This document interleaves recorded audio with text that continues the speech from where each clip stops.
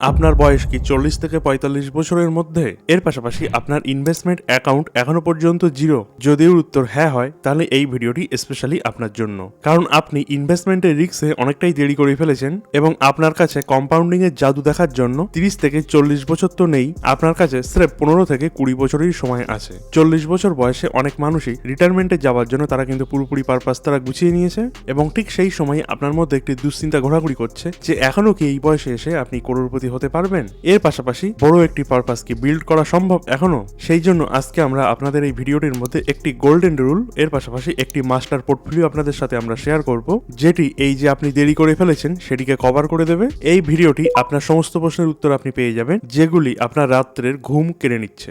আমাদের প্রতিটা ভিডিওর মধ্যে 40 থেকে 45 বছরের যারা এজ গ্রুপের মধ্যে আছে, সেই এজ গ্রুপ থেকে কিন্তু সবচেয়ে বেশি কোশ্চেন আসে এবং সেই কোশ্চেনগুলির মধ্যে একটি কোশ্চেন আমাদের খুবই কমন লাগে, সেটি হলো কতটা পয়সা এবং কিভাবে আমরা ইনভেস্ট করব। তো এখানে আমরা আজকে একদমই হাওয়াবাজি করব না, আমরা একদম সোজা ভাষা এবং স্টেট কাটে কিন্তু আমরা পুরো বিষয়টা আপনাদেরকে বোঝাবো। আপনি শুধুমাত্র 10,000 টাকা প্রতি মাসে এসআইপির মারফত ইনভেস্ট করে আপনার 60 বছর এজ গ্রুপের মধ্যে 2,26,00,000 টাকার পারপাস আপনি বিল্ড করতে পারেন। এই প্ল্যানটি আমরা 3টি পার্টে ডিভাইডেড করে নিয়েছি। সর্বপ্রথম পয়েন্টে আমরা দেখে নেব এসআইপি কেন, এক্ষেত্রে তো অন্য অপশনও ছিল, এবং দ্বিতীয় পয়েন্টে আমরা আলোচনা করব একটি মাস্টার পোর্টফোলিও নিয়ে, এবং তৃতীয় নম্বর পয়েন্টে একটি সিক্রেট আছে যেটি আপনার পোর্টফোলিও ডবল করে দেবে। দেখুন বন্ধুরা, 40 বছর বয়সে আমাদের কাছে সবচেয়ে কমই যেটা থাকে সেটি হলো, প্রথম হলো টাইম, এবং দ্বিতীয় পজিশনে যেটি সমস্যা হলো সেটি হলো খুব বড় ক্যাপিটাল। মনে করুন আপনি প্রপার্টির মধ্যে ইনভেস্ট করতে যাচ্ছেন, সেক্ষেত্রে আপনার 50 লাখ টাকা থেকে 1 কোটি টাকারও কিন্তু প্রয়োজন হতে পারে। তো আপনি কি এত বড় টাকা এক জায়গায় করতে পারবেন?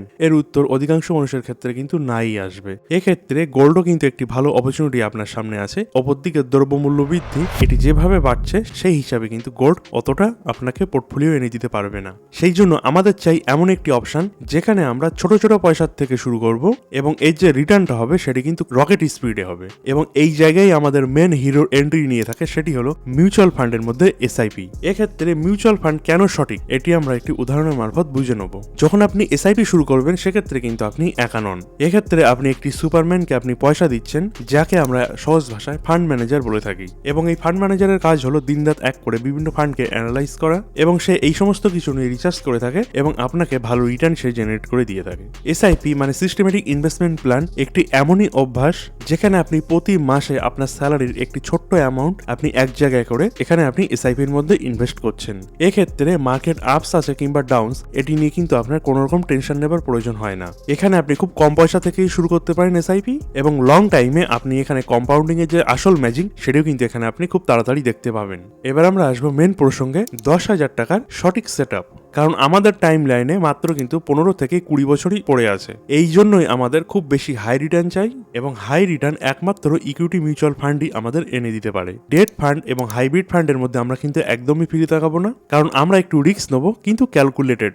এখানে আমরা 10,000 টাকা 4টি পাওয়ারফুল ক্যাটাগরির মধ্যে কিন্তু আমরা ভাগ করে ইনভেস্ট করব।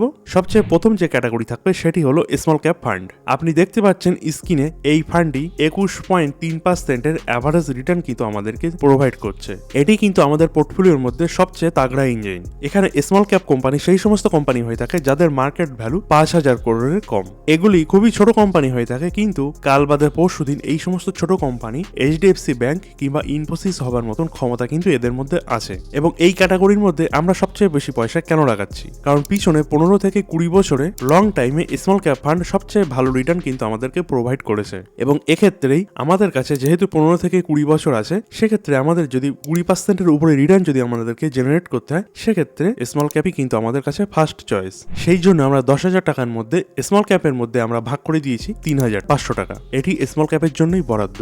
এবার আমরা আসবো দ্বিতীয় ক্যাটাগরির মধ্যে, সেটি হলো large and mid cap fund. এখানে আপনি স্ক্রিনে দেখতে পাচ্ছেন large and mid cap fund মোটামুটি 20.27% কাছাকাছি কিন্তু অ্যাভারেজ রিটার্ন কিন্তু আমাদেরকে দিচ্ছে। কারণ শুধুমাত্র স্মল ক্যাপের মধ্যে পয়সা লাগানো এটি কিন্তু মূলত গ্যাম্বলিং এর সমান। সেই জন্য আমাদের পোর্টফোলিওটাকে ডাইভার্সিফাইড করা অতি অবশ্যই প্রয়োজন। সেই জন্য এখানে আমরা লার্জ অ্যান্ড মিড ক্যাপকেও শামিল করছি, কারণ লার্জ অ্যান্ড মিড ক্যাপ ফান্ডের মধ্যে ইনভেস্ট করা এর কিন্তু দু রকমের ফায়দা আছে। প্রথম ফায়দা হলো আপনার লার্জ ক্যাপের যে সেফটি সেটি আপনি পেয়ে যাচ্ছেন, এবং দ্বিতীয় ফায়দা আপনার মিড ক্যাপের যে ভালো গ্রোথ সেটাও কিন্তু আপনি আপনার পোর্টফোলিওর মধ্যে পেয়ে যাবেন। কারণ এই ফান্ডটি বাজারে যে আপস এবং ডাউনস সেই পজিশনে কিন্তু আপনাকে ব্যালেন্স করে রাখবে। সেই জন্য আমরা লার্জ অ্যান্ড মিড ক্যাপের জন্য বরাদ্দ করেছি এখানে 3,000 টাকা। এবং তৃতীয় ক্যাটাগরিতে আসছে flexi cap fund. Flexi cap fund average 18.77% return কিন্তু আমাদেরকে অল ওভার টাইমে ডেলিভার করছে। কিন্তু বন্ধুরা, বাজার কখন পড়ে যাবে এবং কখন আপস হবে এটি কিন্তু আমরা কেউ জানি না। তো এর সলিউশন কি? এর সলিউশন হলো ফ্লেক্সি ক্যাপ ফান্ড। এটাকে কিন্তু মূলত অল ওয়েদার ফান্ডও বলা হয়ে থাকে, কারণ এখানে ফান্ড ম্যানেজারের পুরোপুরি স্বাধীনতা থাকে। সে যদি মনে করে স্মল ক্যাপ খুব হাই রেটে চলছে, সে তখন সেই পয়সাটাকে সেখান থেকে শিফট করে অন্য ফান্ডের মধ্যে সে নিয়ে যেতে পারে। এটি বাজারের হিসাবে সবচেয়ে স্মার্ট ফ্যাসলা ফ্লেক্সি ক্যাপ ক্যাটাগরির মধ্যে কিন্তু ফান্ড ম্যানেজার নিতে পারে। সেই জন্য আপনার পোর্টফোলিওর মধ্যে ফ্লেক্সি ক্যাপ ক্যাটাগরি অতি অবশ্যই রাখবেন। তো এই জন্য আমরা এখানে 2000 টাকা ইনভেস্টমেন্ট করব। এবং চতুর্থ নাম্বার পয়েন্টে আসছে কিন্তু thematic fund. Thematic fund all over টাইমে 17.9% কিন্তু রিটার্ন ডেলিভার করেছে। এটি কিন্তু আমাদের সিক্রেট সোর্স। থিমেটিক ফান্ড কিন্তু যে কোনো একটি সেক্টরকে কিন্তু ফোকাস করে থাকে, যেরকম ম্যানুফ্যাকচারিং কিংবা এনার্জি। কারণ দেশের মধ্যে যদি কোনো একটি সেক্টর খুব রকেট স্পিডে বাড়ে, তখন এই ফান্ডটি আপনাকে খুব বেশি পরিমাণে রিটার্ন জেনারেট করে দিতে পারবে। এবং এর পাশাপাশি এর মধ্যে কিন্তু একটি হালকা রিস্কও আছে। সেই জন্য এখানে আমরা আমাদের ইনভেস্টমেন্টের 15% কিন্তু কনসিডার করব। সেই জন্য এখানে আমরা ইনভেস্টমেন্ট করব শুধুমাত্র 1500 টাকা। তো বন্ধুরা, এখানে আমাদের টোটাল এসআইপি তৈরি হয়ে গিয়েছে কিন্তু মান্থলি 10,000 টাকা। সেটি কোন ফান্ডে কত আমরা এখানে স্ক্রিনে দেখিয়ে দিচ্ছি, আপনারা দেখে নিতে পারেন। এইভাবেই কিন্তু আপনি আপনার পোর্টফোলিওটা তৈরি করে নেবেন। তো এখানে মূলত আমরা পোর্টফোলিও তৈরি করা শিখে নিয়েছি। এখানে ধরুন আপনি 10,000 টাকার এসআইপি শুরু করেছেন, তাহলে কি 20 বছর পর্যন্ত আপনি 10,000 টাকার এসআইপি করে যাবেন? এখানে ধরুন প্রতি বছর তো আপনার স্যালারি বাড়ছে, প্রতি বছর আপনার হাত খরচাও বাড়ছে, এর পাশাপাশি দ্রব্যমূল্য বৃদ্ধিও তো বাড়ছে। তাহলে আপনি 10,000 টাকার এসআইপি একই রকম ভাবে কন্টিনিউ কেন করবেন? সেই জন্য এখানে আমরা আপনাদেরকে এমন একটি টিপস দেব, যেটি আপনার 1 কোটি টাকাকে সরাসরি 2,26,00,000 টাকায় পরিণত করে দেবে। এই জাদুটির নাম হলো স্টেপ আপ এসআইপি। এখানে শুধুমাত্র আপনার একটি ছোট্ট কাজ আছে, সেটি হলো প্রতি বছর আপনি যে এসআইপিটা করছেন তার মধ্যে 10% করে অ্যাড অন করা। মানে প্রথম বছর আপনি 10,000 টাকার এসআইপি করলেন, দ্বিতীয় বছর সেটি আপনি 10% বাড়ালেন, 11,000 টাকা পার মান্থে আপনি এসআইপি করলেন, এবং তৃতীয় বছর ফের আপনি 10% আবারও বাড়াবেন। সেক্ষেত্রে 12,100 টাকা করে প্রতি মাসে কিন্তু আপনি এসআইপি করবেন। এখানে হয়তো আপনাদের মনে হচ্ছে এই 10% যে এই মামুলি অ্যামাউন্ট বাড়ছে, এতে আমাদের পোর্টফোলিওর উপরে কত বড় ইম্প্যাক্ট আনতে পারে। কিন্তু এই 10% যে আপনি বাড়াচ্ছেন আপনার ইনভেস্টমেন্টটাকে, সেটিকেই কিন্তু আপনার ইনভেস্টমেন্টের যে ইঞ্জিন সেটিকে কিন্তু টার্বো চার্জ করে দেবে। তো এখানে আপনারা দেখতে পাচ্ছেন আমাদের পোর্টফোলিওর মধ্যে কিন্তু তাহলে large and mid cap, small cap, thematic fund এবং ফ্লেক্সি ক্যাপ ফান্ড, এই সমস্ত ক্যাটাগরিকেই কিন্তু আমরা এখানে অ্যাড করে নিয়েছি আমাদের পোর্টফোলিওর মধ্যে।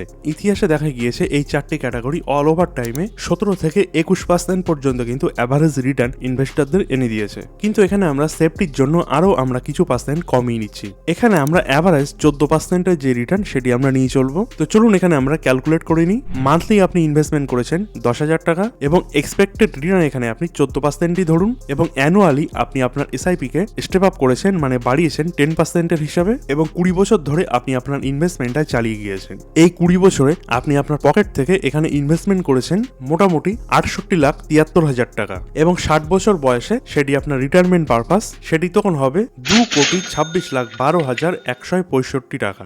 এটিই হলো সঠিক পোর্টফোলিও। প্রতি বছর স্টেপ আপ এসআইপির মারফত 10% করে আপনি যে অ্যাড অন করছেন আপনার ইনভেস্টমেন্টের মধ্যে, তারই ফল। হয়তো আপনার একটু বয়স হয়ে গিয়েছে, কিন্তু এখনো যদি আপনি চেষ্টা করেন তাহলে এখনো আপনি খুব বড় ধরনের পারপাস আপনি করতে পারেন। তাহলে বন্ধুরা, 40 বছর বয়সে আপনি রিটায়ারমেন্টের যে ফয়সালা, এটি কিন্তু খুব কঠিন নয়, এটি আপনি এখনো নিতে পারেন, শুধুমাত্র সঠিক দৃষ্টিকোণটি থাকা চাই। এখানে যদি আপনারা জানতে চান যে small cap, large and mid cap এবং থিমেটিক ফান্ড এর মধ্যে কোন ফান্ডগুলি সবচেয়ে ভালো পারফরমেন্স করছে, তাহলে আপনাদের কমেন্টে লিখতে হবে বেস্ট এসআইপি ফান্ড। এর পাশাপাশি বন্ধুরা, একটি জিনিস মাথায় রাখবেন, এই ভিডিওটি যেসব জিনিসগুলি আমরা এখানে দেখিয়েছি সবগুলি কিন্তু এডুকেশনাল পারপাসে বানানো হয়েছে। যে কোনো ইনভেস্টমেন্ট করার আগে অতি অবশ্যই আপনার ফাইন্যান্সিয়াল অ্যাডভাইজারের পরামর্শ অতি অবশ্যই নেবেন, কারণ মিউচুয়াল ফান্ডের মধ্যে ইনভেস্টমেন্ট, এখানে কিন্তু আর্থিক ঝুঁকির সম্ভাবনা আছে। সেই জন্য আপনার নিজের রিসার্চ এর পাশাপাশি আপনি প্রফেশনাল মানুষের সাহায্য নেবেন। তো ভিডিওটি যদি ভালো লেগে থাকে অতি অবশ্যই আমাদের চ্যানেলটি সাবস্ক্রাইব করবেন এবং আপনি আপনার মূল্যবান বক্তব্য আমাদের কমেন্ট সেকশনে জানাবেন।